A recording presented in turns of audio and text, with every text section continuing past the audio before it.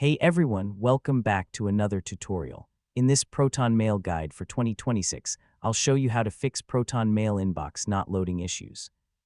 Whether you're stuck on a loading screen, seeing a blank inbox, experiencing slow performance, or unable to view your emails, there are several troubleshooting steps you can take to get your inbox working again. So let's get started. First, check your internet connection. A weak or unstable connection is one of the most common reasons why Proton Mail may fail to load properly. Try opening other websites to confirm that your connection is working normally.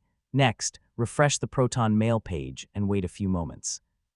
Temporary network interruptions or browser glitches can sometimes prevent the inbox from loading correctly.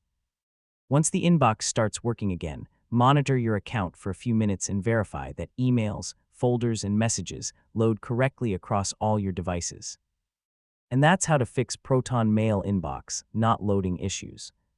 By checking your connection, browser settings, application updates, and account access, you can resolve most loading problems and get back to managing your emails without interruption.